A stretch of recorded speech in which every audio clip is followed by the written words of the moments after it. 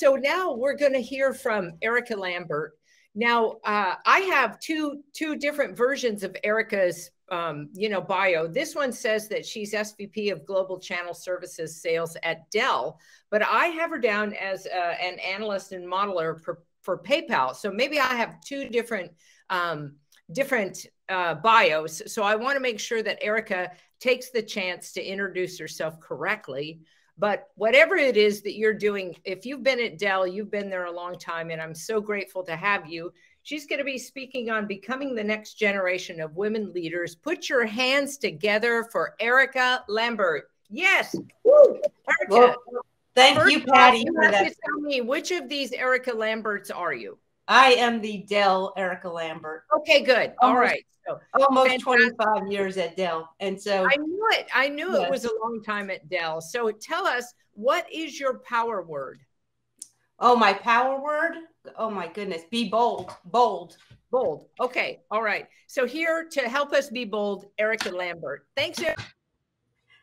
Thank you all. I have my puppy joining me, whether I want him here or not. So I apologize in advance for that. But clearly, leadership is something that the last panelist, I think, did a fabulous job of highlighting the need for women at the table. And certainly when it comes to leadership, we need women at the table. A brief history on me, and then a little bit of a challenge for all of us going forward to help promote women in leadership positions. So when I began at Dell, so as noted, I've been at Dell. It's been 25 years. In May, I will be at Dell, which is unbelievable to me. When I first interviewed with Dell, no tech experience, didn't really know what I wanted to do with my life, and my interview did not go fantastic.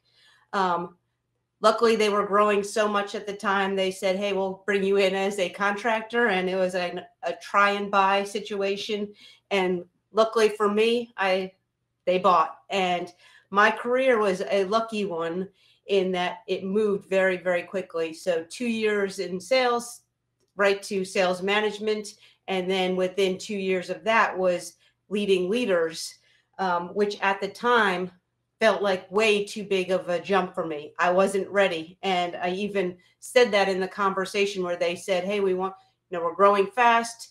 The VP had the field sales teams as well as inside managers all reporting to them with explosive growth. They said, we want to put in this new role of, the regional sales director, which was really the full country. So as the country sales director, and build the inside sales organization with a focus on both sales and operations. And I wasn't ready.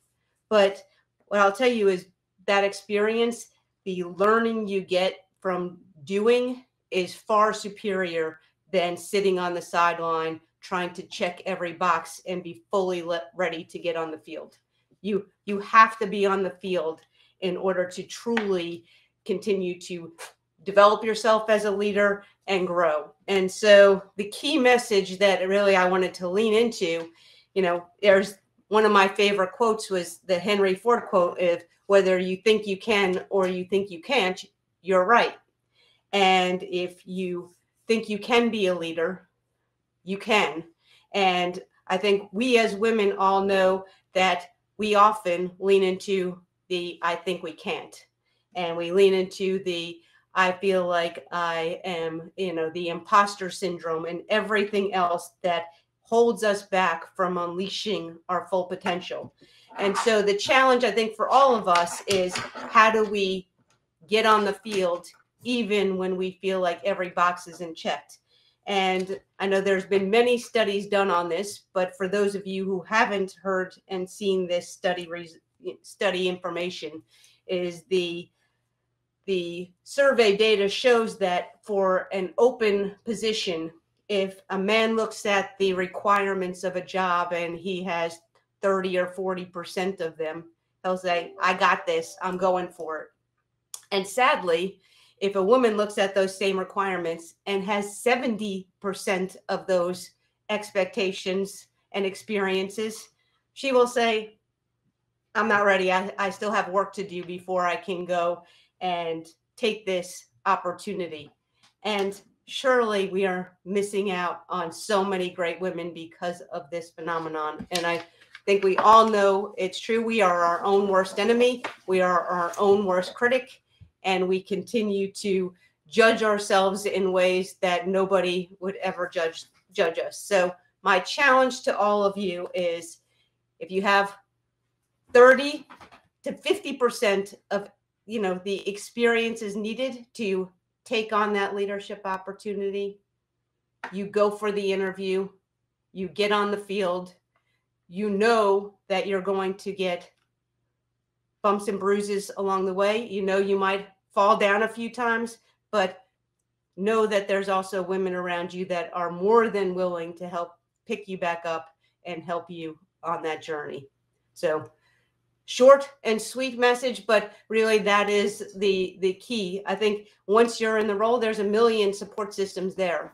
Our problem as women, and as we try to grow the bench and have, at Dell, we have moonshot goals, but by 2030, 50% of leadership positions are targeted to be held by women. And the only way that we're going to meet that goal is if we help and push women to say, I'm ready, even when they think they're not. So key message for all of us, and appreciate everybody being here, because I think this type of event is exactly what we need to continue to grow our careers and, help our companies grow. So I have a question for you.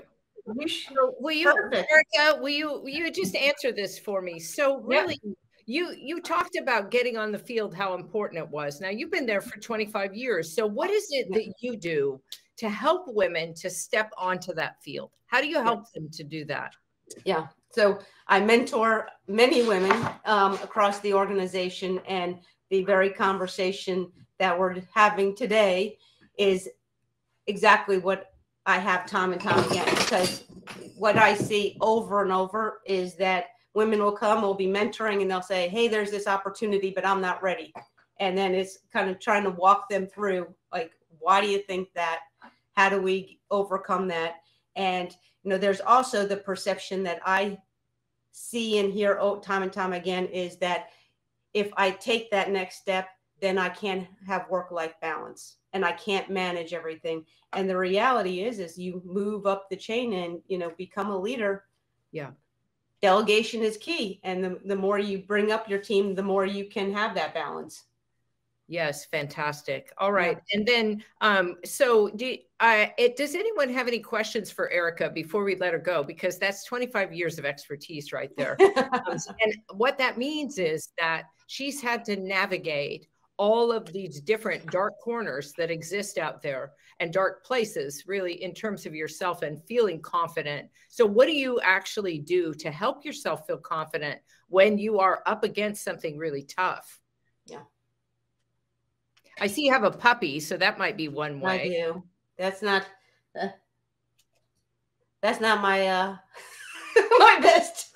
I love him dearly, but he's not a good puppy. Not yet. So all right. So anything that you would say about, for people wanting to navigate the hard conversations that you have to have? Yeah. And I think that's where you asked what my word is bold. So I think it's, how do you, be bold in having those conversations?